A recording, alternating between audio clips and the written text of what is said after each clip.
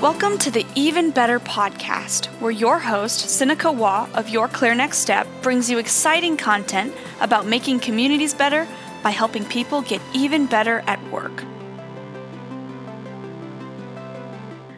Well, hello, everyone, and thank you so much for joining us for today's episode of the Even Better podcast. This is Sinikka Waugh, and I am so delighted to have you join us today. For those of you who are listening, thank you for taking time today. We are going to be talking about just a really important topic for helping us have even better work days so that together we can co-create better communities. And I am delighted to welcome back my dear friend and guest, Hannah Moeller. Hannah, thank you so much for coming back today. Yeah, thank you, Sinikka. I'm excited to have this conversation. Is so great. So for those of you who did not get a chance to hear Hannah's episode with us before, you just got to stop, hit pause, and go back and listen to Hannah's episode from before. She and I had a wonderful interview in previous days on a different topic. So I'm not going to do the spoiler alert there. I'm going to invite you to just go and listen, because Hannah just has these wonderful tips and this wonderful way of lighting us up and being in the moment and being present and authentically ourselves and making sure that we are showing up the way we're supposed to show up. So don't miss that. And then when you've listened to that, come back and pick up this episode. And if you've already heard that, then you know you are in for a treat, because we are here with Hannah. And Hannah's career has shifted directions just a little bit in some powerful ways since Hannah and I did our last episode. She is a business coach and a speaker and a DEI educator. I have known her our paths have crossed for a couple of years more closely, and then tangentially many years before that. But she now runs her own practice, and in her entrepreneurial spirit, I have watched her continue to lead with authenticity and belonging and just really deepen connections in what she does. So I'll let Hannah tell the rest of her story. But as we're going to be talking about today, Hannah has selected, I invited Hannah because of the way she shows up in this, but she's selected to help us really understand neurodiversity in the workplace and 4 things that we need to know about neurodiversity at work, and helping us create even better work days. And I'm thinking about this specifically as we shift, those of you who have been listening to the podcast and hearing where we're shifting and how things are going. I really want to help us, not just help those of us who are already having great days, but making sure that we're reaching out to and connecting with those who so far are not yet having great work days. So with that, I'm going to toss it over to Hannah. And Hannah, would you tell us a little bit about your business and what you do, and maybe how that connects to the topic that we have today? Yeah, thanks, Sinikka. So I started Hannah Moeller Coaching a little over a year ago, and I do individual and group coaching for business owners that is focused around helping folks define their goals and run towards them. So it's a lot of looking at visioning, self-discovery, things like that. I also do some speaking and some workshops more in the corporate office setting where folks are learning about neurodiversity, which is what we're going to talk about today. I also spend time talking and teaching about LGBTQ plus issues. Both of these are topics that are very near and dear to my heart. So yeah, that's kind of where I'm at right now. Just keeping busy doing those things. Absolutely. And you've just demonstrated so much courage going out on your own after years of a successful practice within an organization, and existing and operating inside an organization. And now you've taken your knowledge and your wisdom and your insights, and you're standing, I'll use the phrase standing on your own 2 feet, although none of us really does that alone, right? We do that surrounded by community and with others helping hold us up. But you're standing, and you've started your own practice, and you're really connecting in that LGBTQ plus community and helping on inclusion and neurodiversity in the workplace. And it's that neurodiversity that, when you and I were talking about this, that really captured my heart, because so many of us right now are aware of things that we're talking about things in new ways that we didn't talk about. If you see the gray in my hair, you'll know that it's no secret to our listeners. I'm old. I'm a Gen Xer, man. We didn't talk about neurodiversity when I was growing up in the workplace. When I was growing up in the workplace, we didn't talk about this. And now we're talking about it and it's relevant. And so help us set the stage for us here a little bit, Hannah. Help us understand why this topic is so profoundly important today, right now. Why is it so important and why are we talking about this? Yeah. So first of all, when we think about neurodiversity, it's important to me to get a baseline understanding of what we're even talking about. And I believe that in order to help people have better work days, first we have to know what we're talking about. We have to know what's going on, what the state of the world is that we're trying to improve before we can actually embody change and create change. So neurodiversity is an umbrella term that describes just the different ways that people's brains process information. So there's no correct way for the brain to work, right? Like no two brains work the same way. However, the language around it is neurotypical would be someone who sort of has the majority of folks have ways that their brains typically work. And neurodivergent just means that you're diverging from the norm of how we expect a brain to function in our society. In general, this term neurodiversity started or originated in the autism community. Now it encompasses a lot more than that. So autism spectrum disorder, ADHD, dyslexia, dyscalculia, which is the same as dyslexia, but for numbers, and anything basically under the DSM. So this could include anxiety, depression, bipolar, other mental health conditions. In general, though, when we think of neurodiversity, the most common things that people are thinking of are the autism spectrum and ADHD, with other pieces of learning differences kind of thrown in there. Okay. I'm going to pause for a second because you said something really important that I want to. You've said something that I know of that I think you're going to share here shortly, but I don't want to lose sight of it because you said neurotypical, that the majority of the quote typical, the majority of brains work this way. The majority that we used to think, right? Let's hang out with that word majority there. Yeah, I know. And what's cool about that is that our understanding is continually evolving. Our definition of how autism and ADHD are diagnosed changed about 11 years ago. The Diagnostic and Statistical Manual that psychologists and psychiatrists use was updated in 2013. And so the things that you learned growing up and that I learned growing up of what is an autistic person are just not the same. We know more. So we're seeing actually more people are getting diagnosed. And when you look at Gen Z in particular, which this is relevant because Gen Z is turning age 27 this year, who we're hiring in a lot of cases, 53% of Gen Z is neurodivergent. And actually that study was looking at the more limited definitions, specifically the autism and ADHD. 53%. And then what we're also seeing is millennials, my generation, more and more of us are getting diagnosed in our 30s, early 40s in adulthood, right? So we're taking our kids in for assessments because we're seeing things on TikTok saying that these are signs of autism. We're bringing our kids into the pediatrician, we're filling out the questionnaires, and we're going, hey, wait a second. I do that.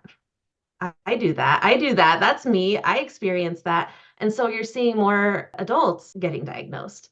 And so that definition may change again of what's neurodivergent, what's neurotypical. This is just the terminology we have today. And these things are actively changing and growing as we learn more.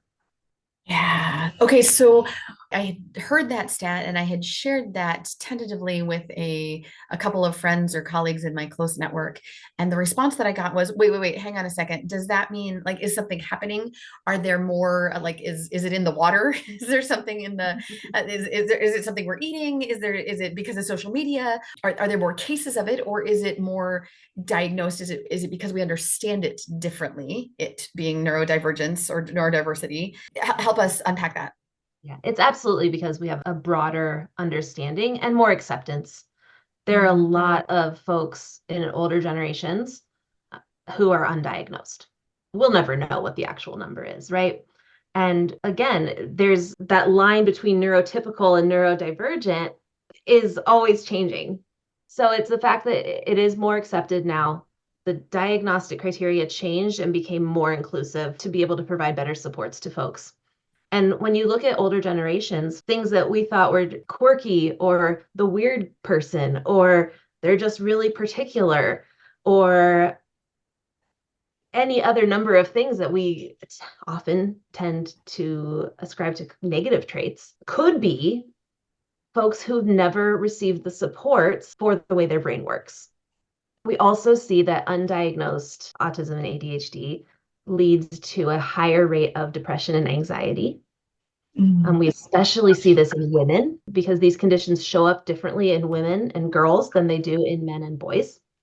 The rate of women who are on anti-anxiety and antidepressant medication or in therapy and treatment for things like that is extremely high. I have a doctor friend who says when we're asking for patients' medication history, we assume antidepressants unless they tell us otherwise because it's the majority. So neurodivergent folks have always been there. We just now have the ability to understand them better and provide better structures and supports. And again, it starts with that understanding. Yeah. Okay, so structure and support, that sounds like something that would make for a better workday, right? So the structure and support, that Yes. to me sounds like why we're talking. So let's get into our things that we can use to understand how to make a better workday once we get there, right? I think, yeah, it's crucial to understand this because, like I said, people will stay where they feel like they belong. And if our work environments are not inclusive and not providing those supports, people are going to leave. You're going to lose good talent.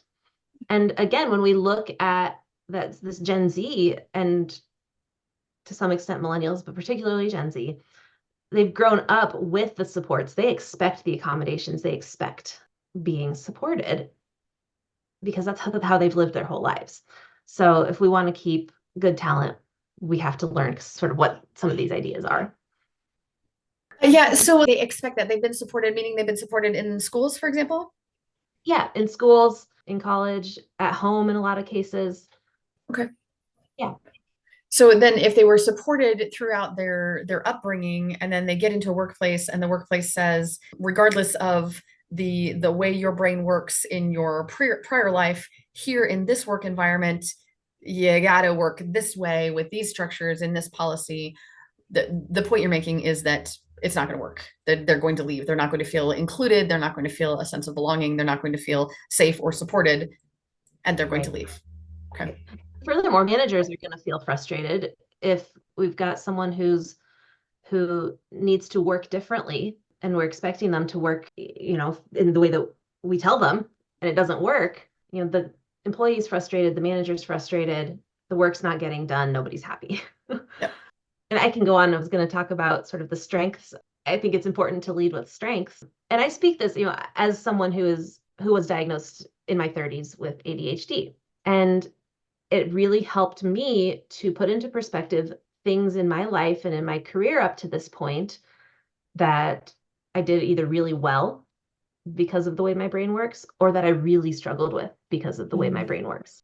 So, I'll pull in a couple of examples just from my own experience. And I just want to disclaimer that like I said, every neurodivergent brain is different. And, what works for one person is not going to work for every person. Sure. But the foundation of it is coming to those conversations with your team from a place of wanting to understand and being flexible and being willing to make accommodations and having those conversations. You bet. So what are some of the ways we can perceive neurodiversity as strength? So I love this. One of the ways would be, when you look at somebody with ADHD, first of all, ADD does not exist anymore. It is all ADHD, and people typically either present as more of the hyperactive presenting or inattentive presenting, or a combination of both. And we all have a combination of both, but one typically is more present than the other, or it's an equal combination. So when we look at somebody with ADHD, it's not all about not being able to focus on things. We are really good at hyper focusing on something. So if you get us in a role that we enjoy and we are feeling some motivation to get the task done, we're having fun with it, we can do more in a short amount of time than a neurotypical person could do in a much longer amount of time. So we often need that pressure. We need, hey, there's a deadline and it's tomorrow to get it done. But once we have that, we will do twice the amount of work because we dial in. We're also very, very clear-headed and level-headed in difficult situations or crisis situations. When something chaotic or something bad is happening is when I think the clearest, because my brain has something to hyper-focus on.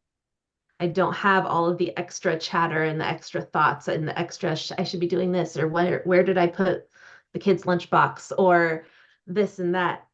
I can focus on, this is the problem that's happening right now, and here are the steps that we need to take to solve it.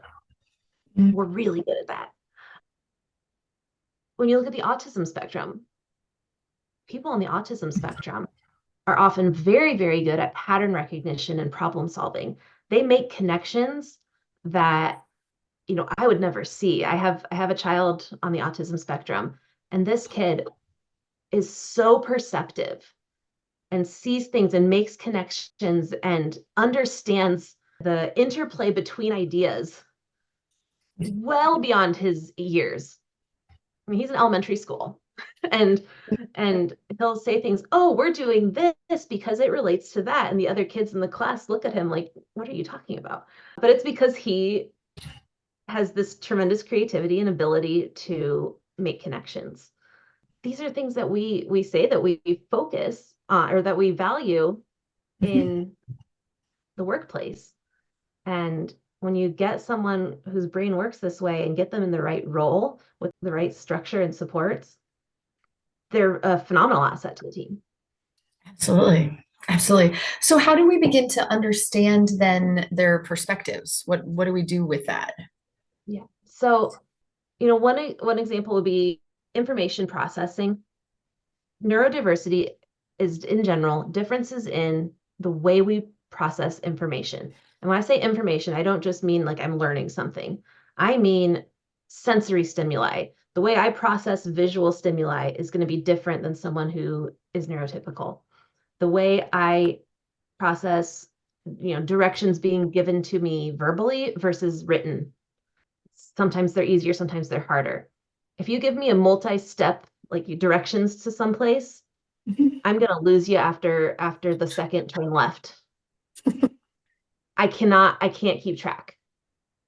But give me a map where I can visualize it. I don't need written directions. I don't even need to see the street number, right? I can see visually where I'm going.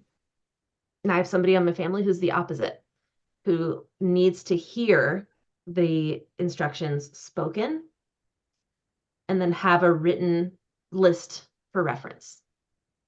But a map would throw them off. Okay.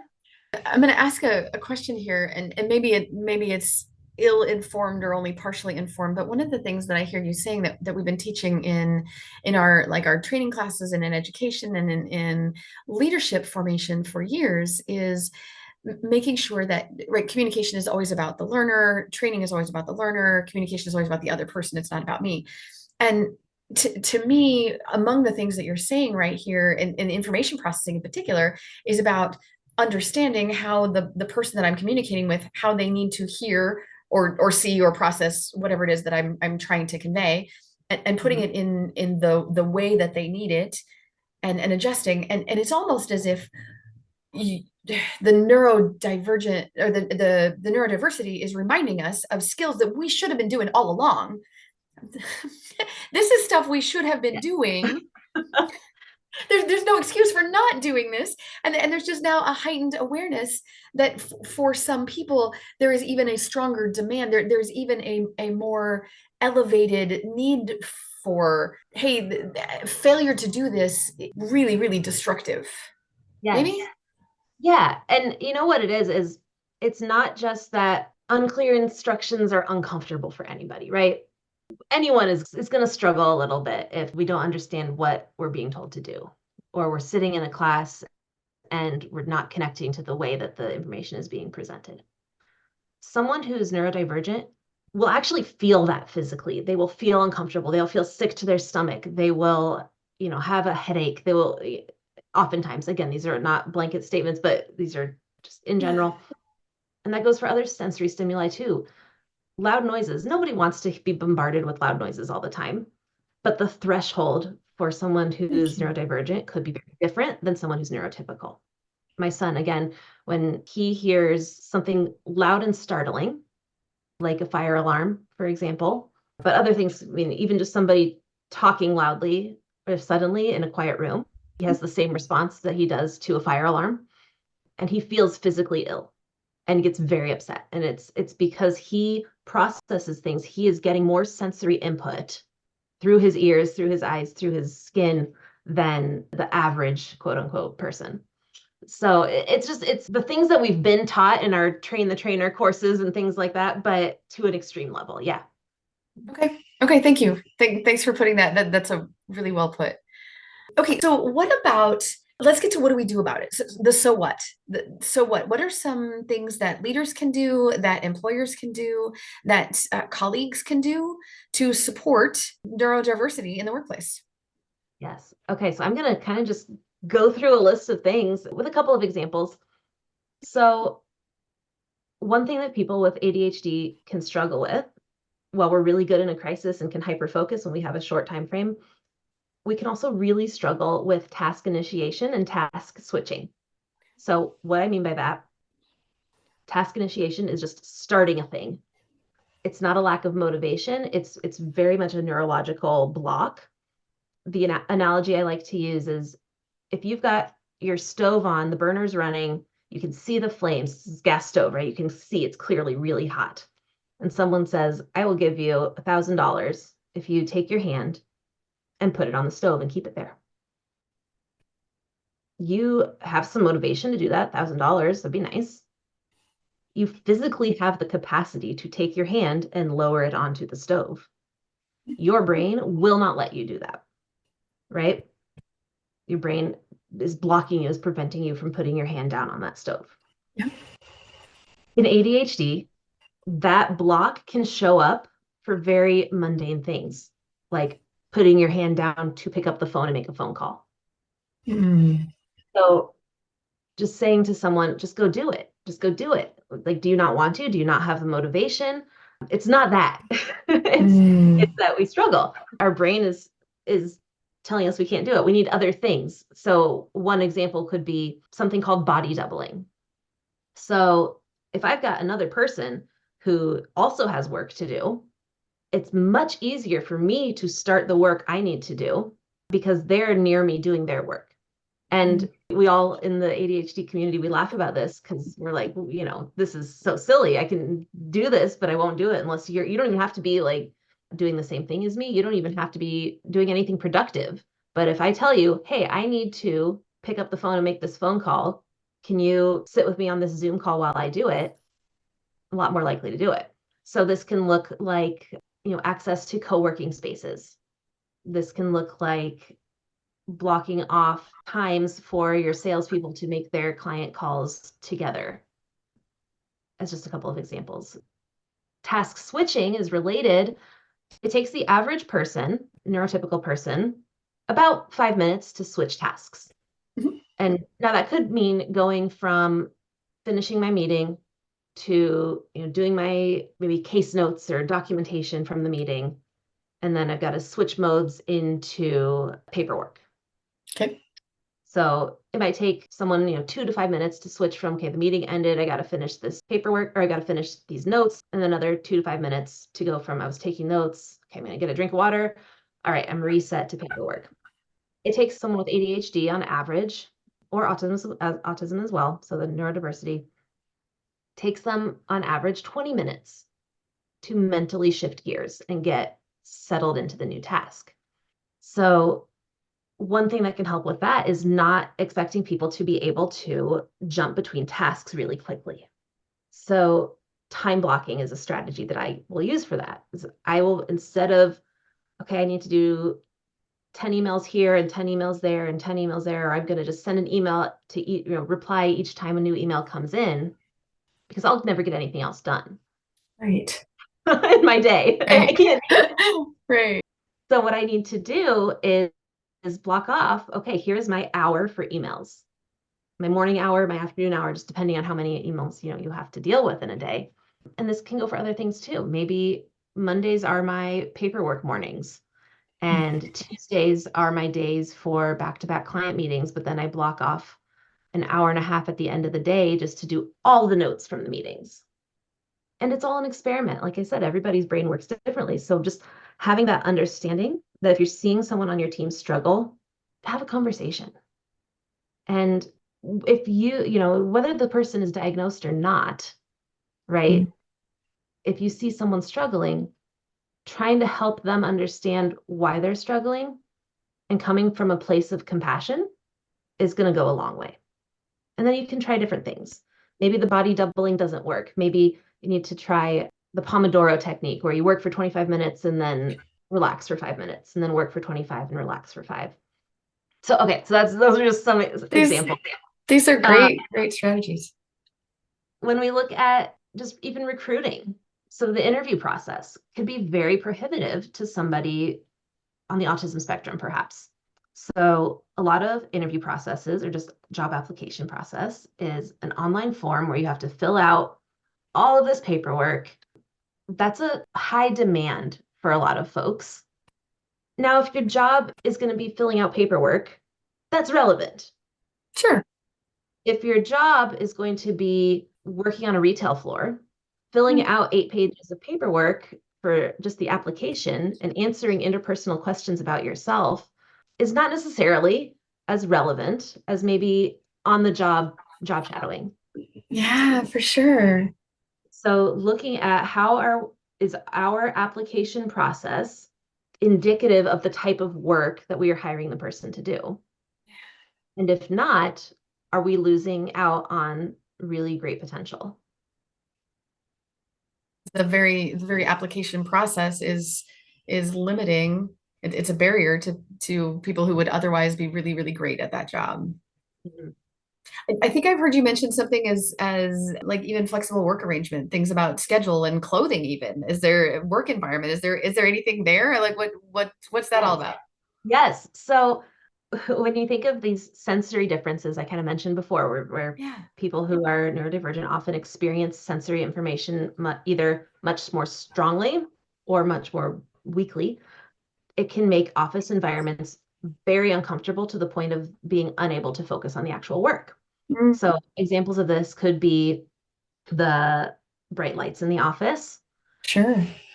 Fluorescent light bulbs can really bother some folks. It can be the distraction of people talking to each other, which this is going to happen in office environments, right? And for a lot of folks, just the concept of being perceived. So what that means is if I'm sitting at my cubicle and I'm doing my work and everyone around me can see me and see what I look like that day and see what I'm working on and see, if I sneeze and see when I get up to go to the bathroom. And for some neurodivergent folks, that is very, very uncomfortable. Again, physically uncomfortable. Or maybe I'm being expected to wear a suit, and pants with a belt is a sensory experience that just sets me on edge and makes me tense the whole day. So again, just being open. And I think after post-COVID, a lot of offices have moved to more flexible arrangements where we are allowing work from home, where we are allowing, more business casual in a lot of cases, or dress for your day type of dress codes. So we've come a long way, even since I started my career 12, 13 years ago. But sure.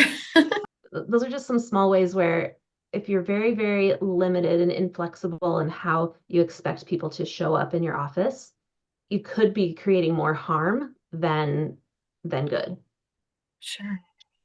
What about if I'm a colleague? What if I'm not a boss? I'm not a leader. I'm not in charge of the environment. I don't control the recruiting. I don't control how we dress or where we work, but I'm communicating with someone and I have the potential to influence their day for the better. preferably not the worst, but I have the ability to influence someone's day for the better.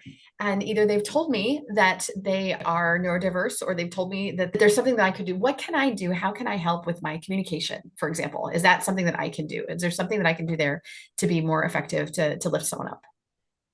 Sure. So if let's say you're on a team together and just trying to work together to complete a project. Yeah.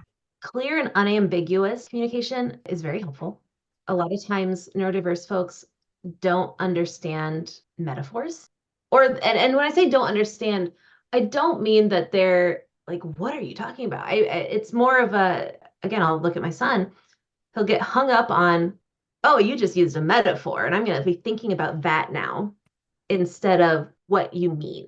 I'm going to think about, oh, not seeing the forest for the trees. Now I'm thinking about forests and trees and how, well, when I go look at the trees, I'm looking at the leaves or whatever it is. And there's different levels of that, obviously, where it could just be like, no, I don't understand what that metaphor means. Please use clearly, like, tell me what you mean. So that's one way.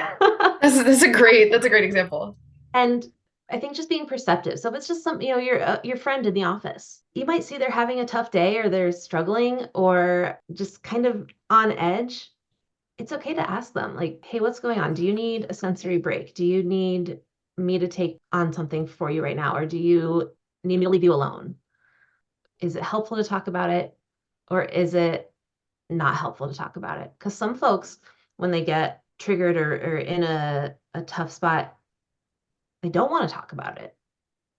This looks like processing internally, right? I need to sit with my thoughts for a while. In children, what we would call this is becoming nonverbal. And you've heard of, the autistic kid who's nonverbal.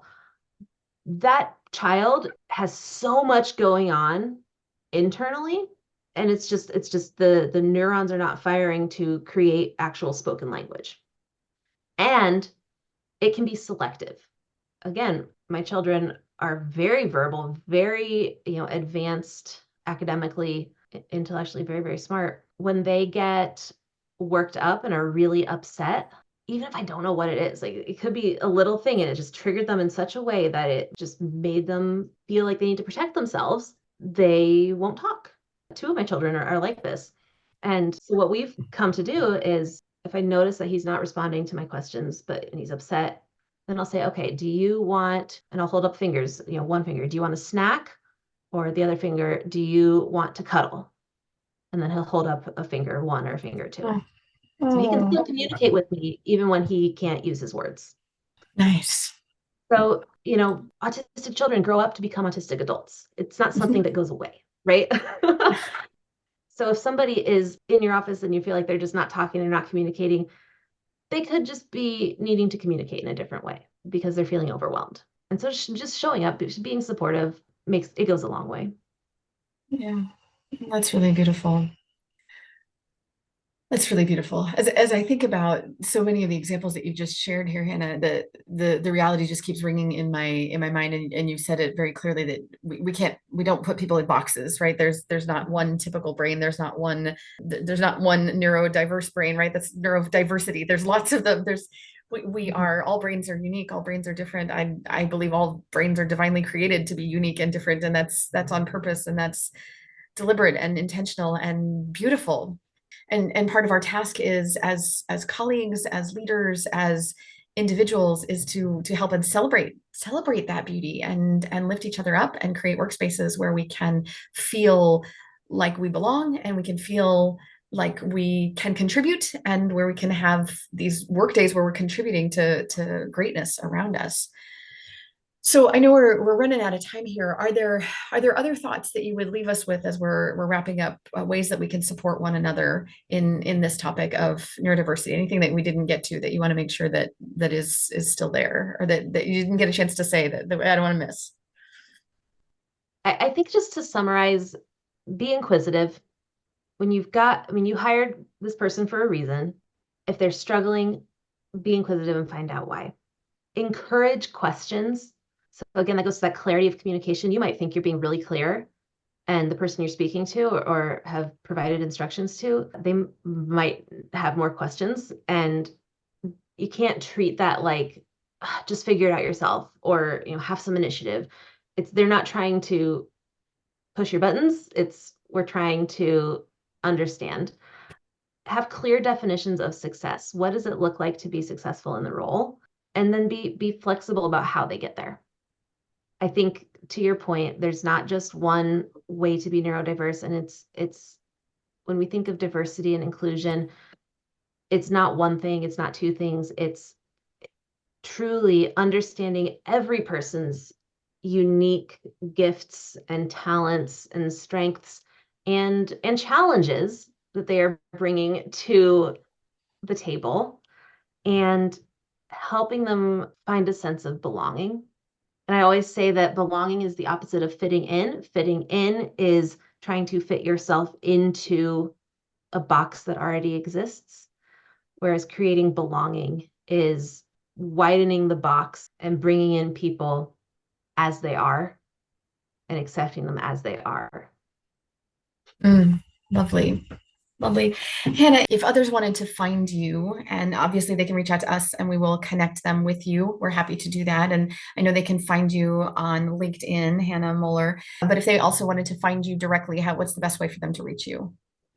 Yeah, I will post my email address in the description. My website is hannahmollercoaching.com. And my Instagram is hannahmoeller_coach. Those resources out as well. This would not be the Even Better podcast if I didn't ask you what's making you even better these days. What's making me even better right now is I have had for the past year or so a really strong focus on my health and just being the most well person that I can be, focusing on drinking water and eating a lot of protein and moving my body and getting enough sleep and doing fun activities, just making time for fun with my family. Yeah. Focusing on my own wellness is making me better every day. Oh, I love it. I love it. What a great way to end us. Hannah, thank you so much for joining us today. I'm so grateful to you. Yeah, thank you, Sinikka. I'm grateful for you as well. Always a joy. And to our listeners, thank you so much for listening in. We hope that this has brought you some insights. And on behalf of all of us here at Your Clear Next Step, we hope the rest of your day is even better.